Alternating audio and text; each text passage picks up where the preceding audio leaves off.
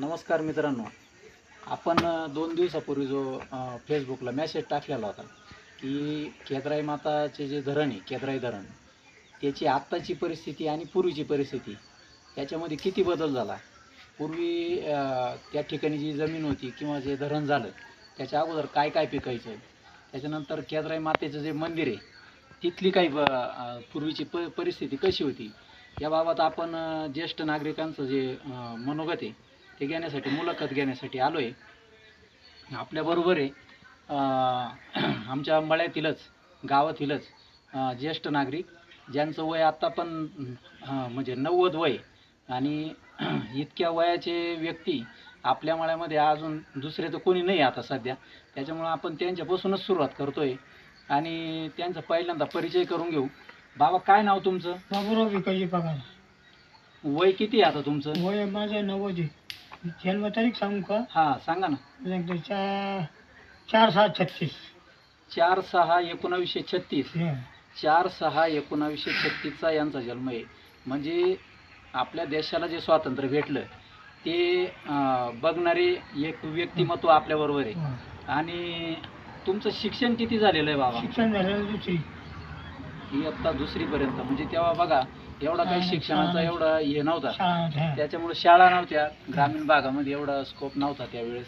त्याच्यामुळे त्यांचं शिक्षण फक्त 2रीपर्यंत झालं. आणि तुम्ही काही पदावरती होते गावात असं ऐकण्यात आलं? डेप्युटी सरपंच होतो. डेप्युटी सरपंच म्हणून खडकोजर गुराळेचे जे डेप्युटी सरपंच म्हणून त्यांनी काम काय पाहिले. केदराई मातेचं जे देवस्थान आहे आपलं, ते जेव्हा गावचं ट्रस्ट होतं, म्हणजे गावचे जे लोक होते लोकल बॉडी, तर त्यावेळेस ते माजी ट्रस्टी म्हणून पण होते. त्यांनी देवस्थानचा कारभार त्यावेळेस त्यांच्या कार्यकिर्दीत पाहिलेला आहे. आणि जे आता केदराई मातेचं मंदिर आहे तर तिथं डोह होता असं ऐकण्यात आलं. डोह होता ना, पाणी भरपूर होतं. पाणी जवळजवळ 25 फूट पाणी उंचीला खोल होतं. आणि ते मंदिराच्या समोरच कुठं? मंदिरासमोर. बरोबर.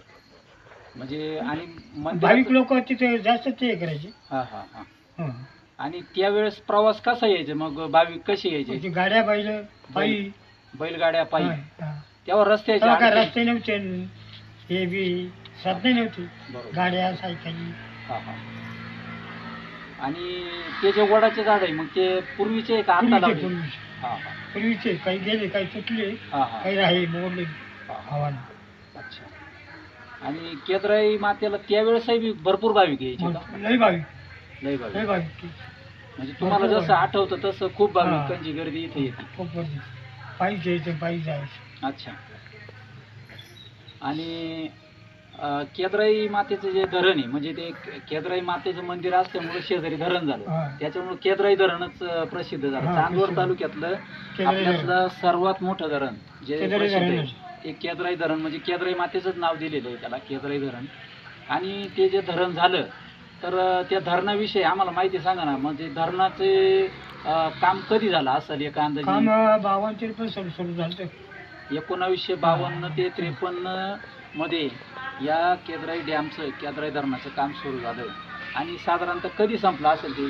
संपले 56-57. 1956-57. बरोबर. आणि त्यावेळेस मग आता जशी यंत्रणा आहे, नवीन नवीन यंत्रणा निघाल्या, तेव्हा कसे काम करायचे मग? मजुरांनी केले, माणसानेच काम केले सगळे. सगळे काम नव्हतं, कारण दुष्काळ पडायचा. आणि धरण नव्हतं पर्यंत दुष्काळच होता आम्हाला गावाला. हा हा. आपल्या गावाला पहिलं दुष्काळ होता. आणि मग त्यावेळेस एवढे लोक, किती हजारो लोक? 2,000 लोक त्यावेळेस. बघा भावांनो, कामाला तिथं आपल्या धरणाच्या कामाला ज्यावेळेस 2,000 लोक होते. आणि त्यावेळेस मग ते लोक तिथं राहायचे, त्यांच्या रावट्या वगैरे असतील.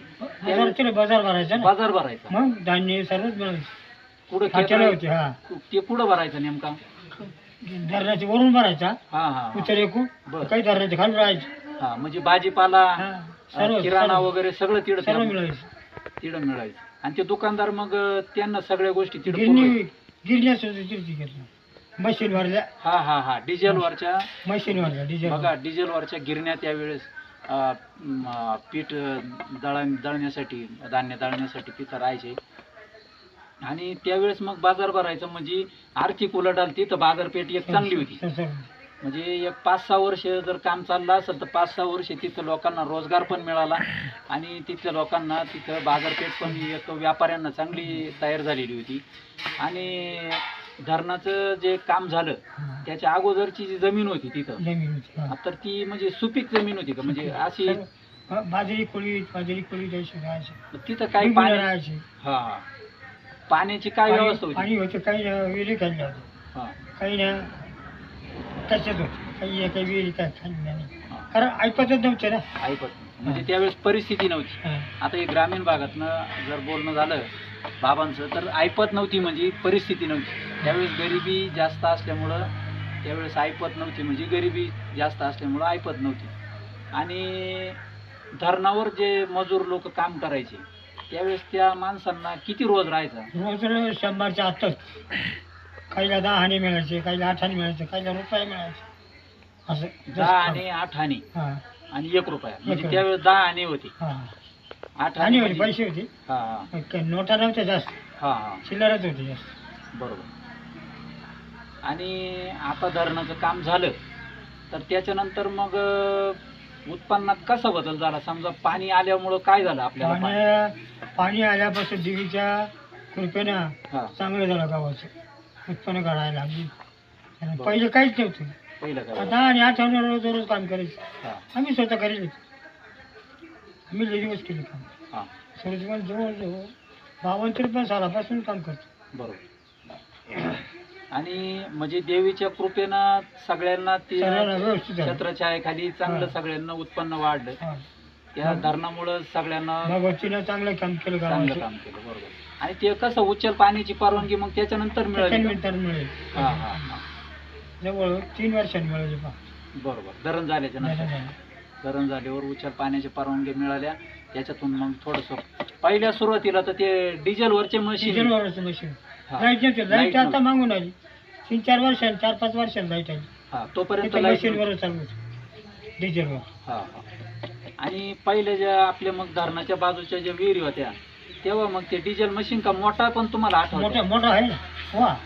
मोठा तर नाही चालू म्हणजे बैलाने ते दोर ओढायचं खालून मोठवरती पाणी घेऊन येणार. त्या थारोळ्यात पाणी पडलं का मग ते पाटाने शेतीला जायचं. दुष्काळात लई होतं. म्हणजे मित्रांनो ही जी पिढी आहे ही पिढी अशी का सगळ्या गोष्टी यांनी अनुभवल्या आहेत.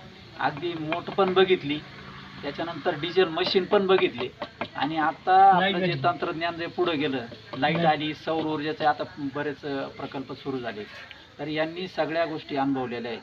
म्हणजे ही पिढी अशी आहे का हा एक आपला काय म्हणतो आपण बॅलन्स आहे आपला जे आपल्याला बघा जर असं म्हटलं तर वावगं ठरणार नाही. हा पण आपला एक बॅलन्स हा जपून ठेवला पाहिजे.